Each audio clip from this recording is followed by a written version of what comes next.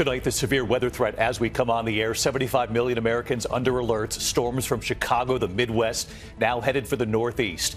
President Biden and former President Trump, final preps tonight for the big debate. The manhunt in New York City focused on Central Park. And the famous actress now battling Alzheimer's. First tonight, that severe storm threat from the Midwest to the Northeast. Dangerous thunderstorms, hail, possibly damaging winds. Ginger Zee standing by with the forecast. The high-stakes, earliest ever presidential debate just 48 hours away now, Thursday night. President Biden and the mock 90-minute debates at Camp David focused on substance. Donald Trump and what he's saying about Biden's ability on that debate stage and about the new rules involving mics and no audience.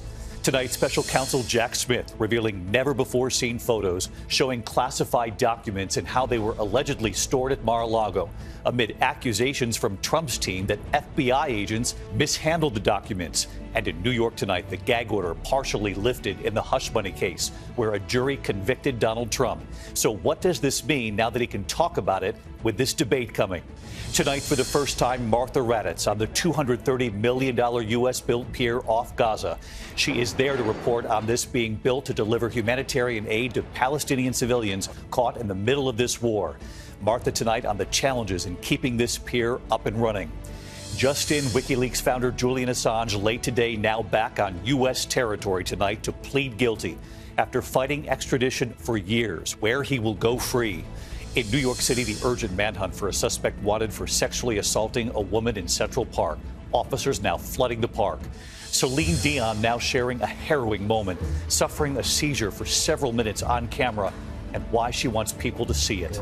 Tonight, amid this heat, the major new nationwide recall involving more than a dozen brands of ice cream. And tonight, hear the family of a legendary actress revealing her battle with Alzheimer's. From ABC News World Headquarters in New York, this is World News Tonight with David Muir. Good evening, and it's great to have you with us here on a very busy Tuesday night. We begin tonight with these severe storms on the move. 75 million Americans on alert from the Midwest to the Northeast. The severe weather threat from South Dakota to Ohio tomorrow right into the Northeast, reaching the I-95 corridor with damaging winds, hail, the potential for isolated tornadoes as well. This includes New York City, Philadelphia, Baltimore, Washington, D.C., and much of it could hit right during the evening commute tomorrow. Already tonight, look at this. The Chicago area slammed with torrential rains and winds gusting more than 60 miles an hour, taking down trees and snarling air traffic at the city's airports. Also tonight, the life-threatening heat across many states and the flooding, the dam here in the U.S., and the imminent threat of failure. We're watching it all. Ginger Zee with the forecast and ABC's Melissa Adan with the images tonight.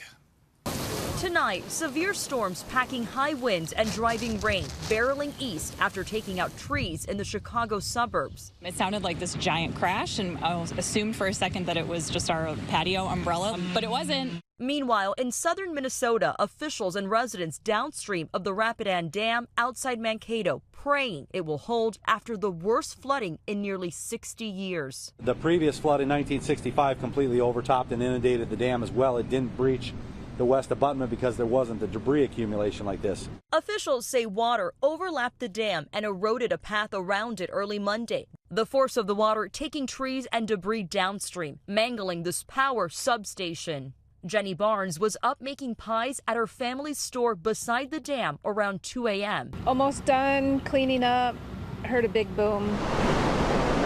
The home she grew up in now on the edge of a cliff. We are just downstream from that dam, and you can see how bad this barn is flooded. Well, the dam was built in 1910, and officials fear if it fully fills, homes like this could fall in along with all that water.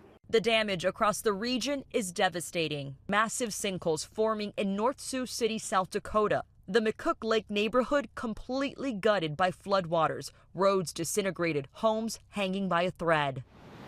And David, you can see from this angle all of the branches and debris piled up at the dam. Officials are asking residents to stay at a safe distance and warning folks downstream to stay alert.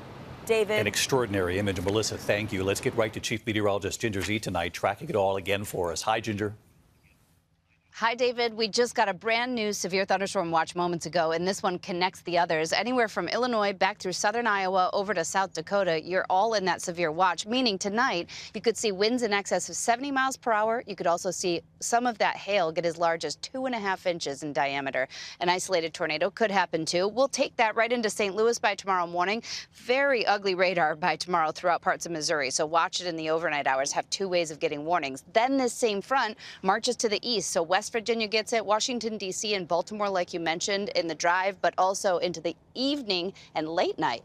New York City, New Jersey, all the way up to close to Boston, Rhode Island included there. It's Wednesday night for you, and some of that rain will be heavy at times. Now, heat. One note on this, it will be focused tomorrow, Greenville, Mississippi, Memphis again with those excessive heat warnings right in southern Oklahoma, northern Texas. David. Could be a dicey 24 hours ahead for sure. Ginger with us. We'll see you in the morning, Ginger. Now to the race for the White House, the high-stakes, earliest ever presidential debate just 48 hours away now. You can see the CNN debate Thursday night right here on ABC. We will be carrying it, too. Tonight, we're learning about President Biden and the mock 90-minute debates being held at Camp David, focused on substance, and Donald Trump and what he's saying about Biden's ability on that debate stage now, and about some of the rules for Thursday night, including the mics being off when not talking and no audience. Here's Rachel Scott. Tonight at Camp David, President Biden's debate prep entering a new phase with formal 90-minute mock debates. Bob Bauer, the president's personal lawyer, standing in for Donald Trump.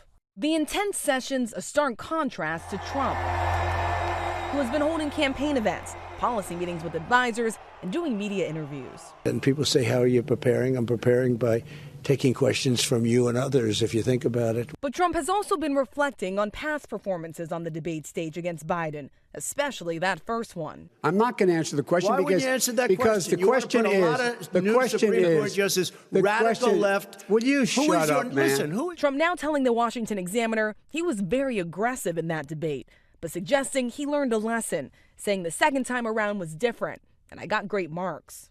And Thursday, of course, there will be another difference. The candidates will only have their mics turned on when it's their turn to speak. There also won't be a studio audience.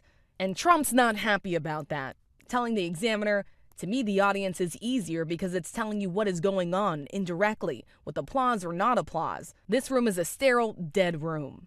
But some of Trump's aides tell me they hope the absence of a studio audience will actually help their candidate stay on message. And David, I'm told the Trump campaign is actively discussing how the former president should respond to questions on a range of issues, including January 6th. The former president has vowed to pardon the rioters who stormed the Capitol that day, but his advisors are hoping that he talks about it a little bit more broadly by saying he only plans to do it on a case-by-case basis, David. We'll see if the question comes up. Rachel Scott, thank you again.